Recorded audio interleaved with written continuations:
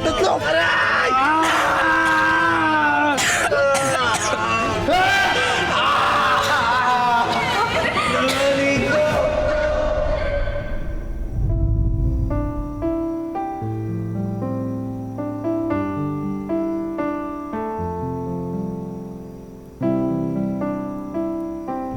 Ganitong panahon din nung maaksidente kami noong 1 taon. Yung ex-boyfriend ko, hindi na nagpakita mula nung gabing yun. Iniwan kaming lahat na sugatan.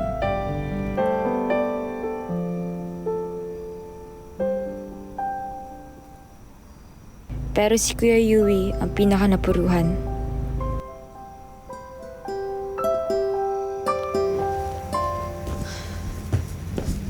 Kuya, tara na sa loob. Mag-hain na si Lola. Mamaya na. Wala pa akong gana. Ay nako, tara na nga kuya. Lalamig na yung pagkain. Noel, pwede ba? Muna akong pilitin. Uy! Aray! Diyos ko, dahan-dahan ka nga. Ay nako.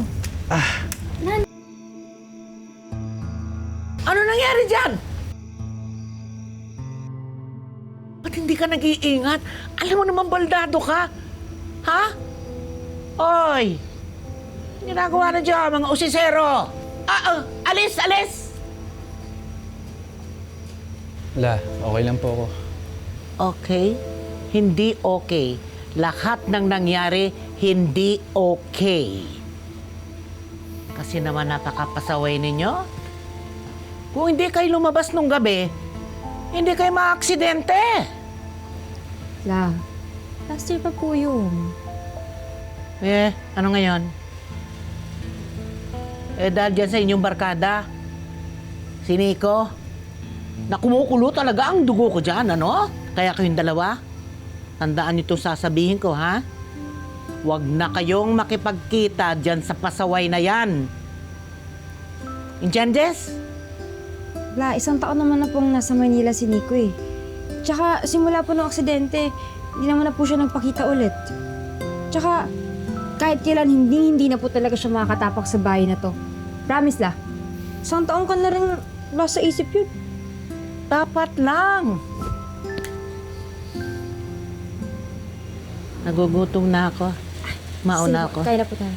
Sige. Sunod po kami. Walang.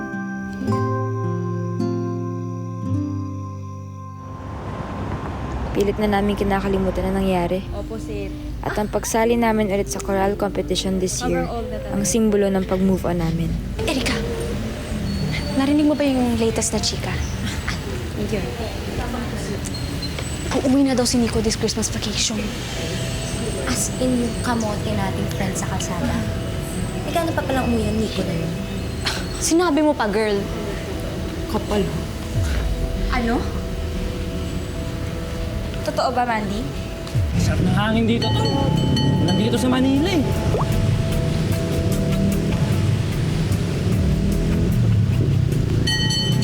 Napagtol. Tara, pare. Kuya, pabili nga ako, 2. Yan. Bayad na. Yung matamis, kuya. Oo, yung matamis ko is. Ano mo, pare, na-miss ko to, Sa Manila, hanap ako ng hanap niya. Wala akong mahanap, eh. Yan nga eh. Sulit to, Yan. Yeah, bro. Na-miss ko to, bro. Thank you. Na, pre. Oh. Tanong ko lang, Hmm. Diba halos 1 taong kang binupakita dito? Pare, nakwento ko na yan sa'yo, eh. Thank you po, sir. Thank you po. Thank you, kuya. Di ba nakwento ko na yan? Oo! Yung aksidente yung kami may dahilan. Salamat, Paka-supportive mo naman. Siyempre, number 1 fan mo ko eh. Ito, isa pang tanong. Hmm. Di ba dahil sa ginawa mo, di ba mas hindi ka dapat umalis? Alam mo, Noel, hindi na importante sa buhay natin yung Nico na yan, okay? Pero kailangan niya pa rin tayong harapin. Sa lahat ng mga ginawa niya. Sa mga resulta ng mga ginawa niya. Brad, Kahit ano kasing gawin ko, alam ko naman na hindi mo maintindihan yun. Wala ni isa sa inyo makakaintindi. Kailangan ko umalis at hindi madali para sa akin yun. O ito, last na. Hmm. So dahil sa nangyari, sigurado kang welcome ka pa dito. Kung ako lang, wag na siyang bumalik dito. Ayos lang. Pare, umuwi ako dito para sa nanay ko at sa mga kapatid ko. Bahala na kung ano mong bagyo nag-aantay sa akin dito.